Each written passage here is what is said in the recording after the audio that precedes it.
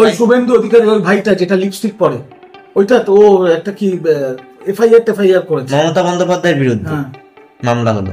ছালনে কুকুরের নাম তার বাঘা, লিপস্টিক পরে ঘুরে বেড়াচ্ছে আর মমতা ব্যানার্জির নামে এফআইআর করছে।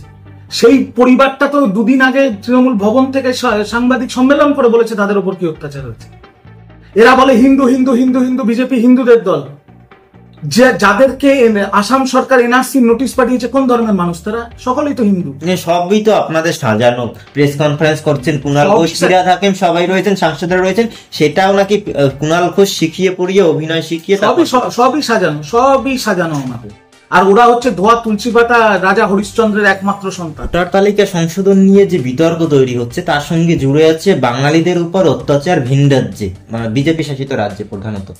সেখানেই অভিষেক বন্দ্যোপাধ্যায় একটি বিষয় সামনে এনেছেন এবং সেই নিয়ে সরব হয়েছেন যে কুকুরের নাম, ট্রাক্টরের নাম কেন তালিকায়?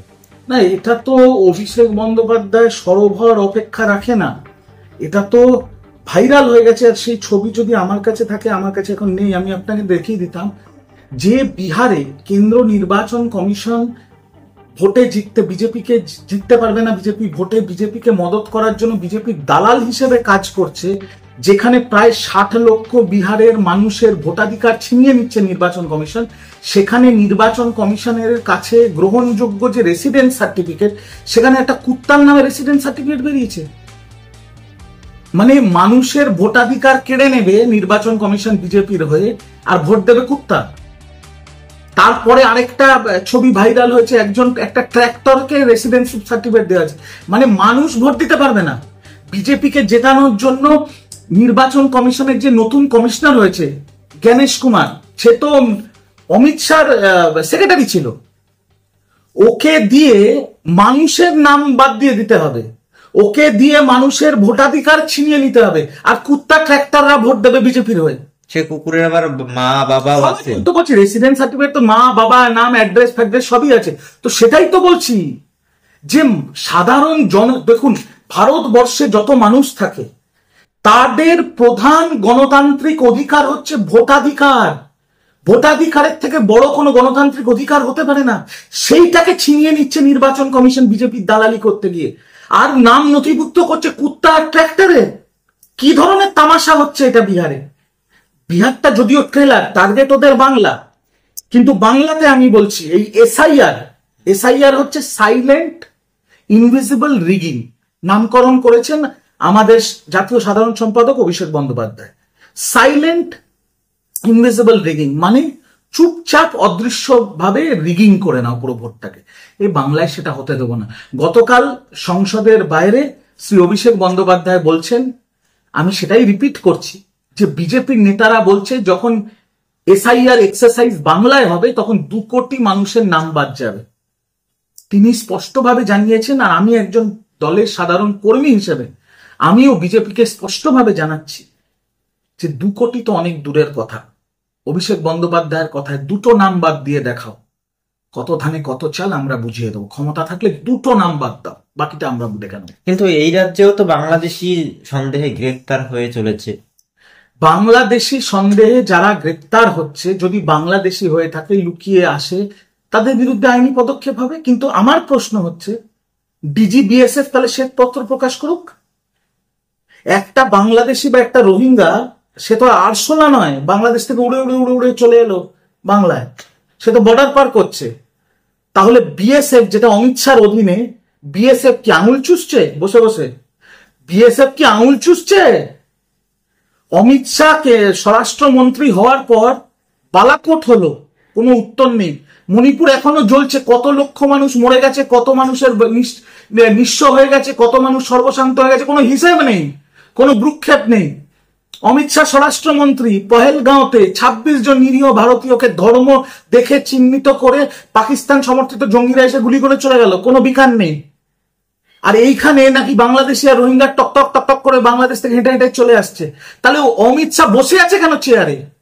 এই অপদার্থ অমিত শাহ তো অবিলম্বে কান ধরে মানুষের কাছে ক্ষমা চেয়ে পদত্যাগ করা উচিত। এরকম অপদার্থ স্বরাষ্ট্রমন্ত্রীর দরকার কি আছে? যদি আমাদের আন্তর্জাতিক সীমান্ত সুরক্ষা না রাখতে পারে, সুরক্ষিত না রাখতে পারে, তাহলে পদ ছেড়ে দিক, চেয়ার ছেড়ে দিক। এইরকম অপদার্থ অমিত শাহ। বর্ডার তো আর তৃণমূল কংগ্রেস বা রাজ্য সরকারের হাতে নয়।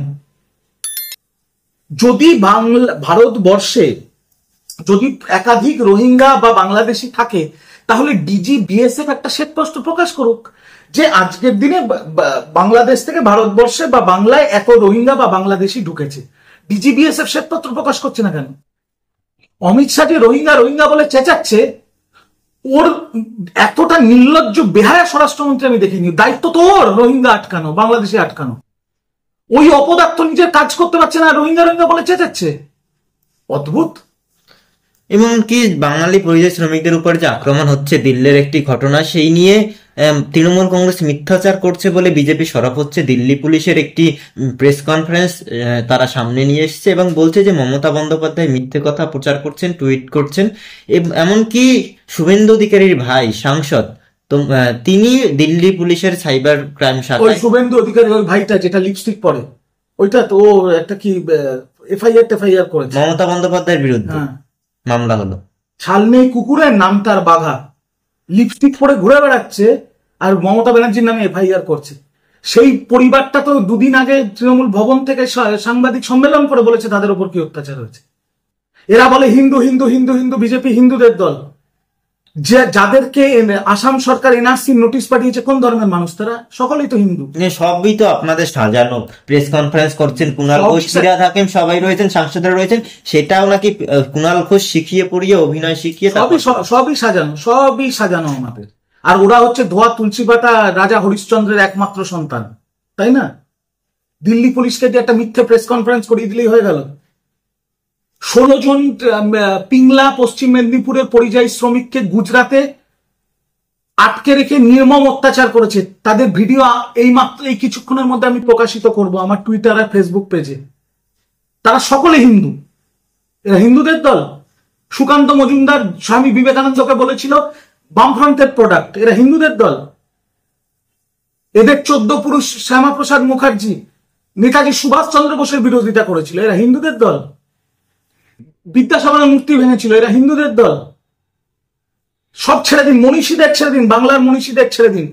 স্বয়ং নারায়ণ জগন্নাথ ধামকে বিজেপি নেতারা বলেছে সার্কাস।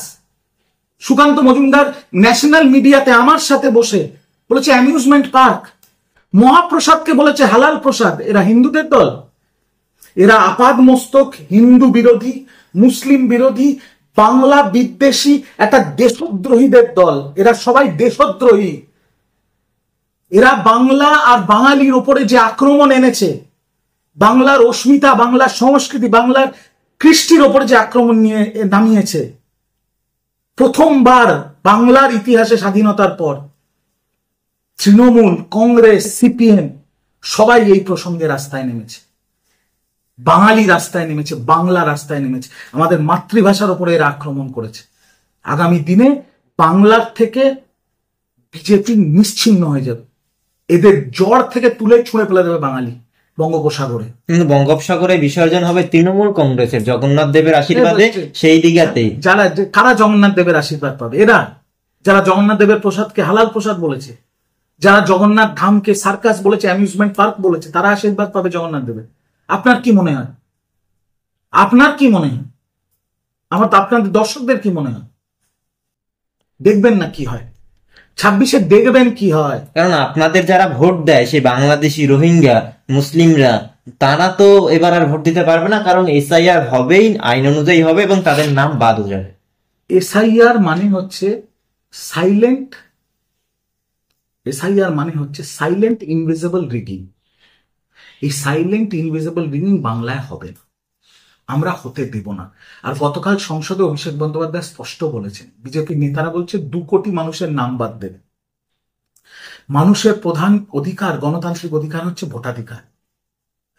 যদি নির্বাচন কমিশন আর নতুন নির্বাচন কমিশনার জ্ঞানেশ কুমার, যে অমিত শাহ সেক্রেটারি ছিল, তারা যদি মনে করে যে বাংলার 2 কোটি মানুষের ভোটাধিকার তারা কেড়ে নেবে বিজেপিকে সুবিধা পাইয়ে দেওয়ার জন্য, তৃণমূল বসে বসে দেখবে, তাহলে ওরা মূর্খের স্বর্গে বাস করছে। অভিষেক বন্দ্যোপাধ্যায়ের কথাটাই আবার বলছি আমি, 2 কোটি তো বহু দূরের কথা। 2 মানুষের নাম বাদ, ক্ষমতা থাকলে 2 মানুষের নাম বাদ দিয়ে দেখাক। কত ধানে কত চাল তৃণমূল কংগ্রেস বুঝিয়ে দেবে নির্বাচন কমিশন আর বিজেপি।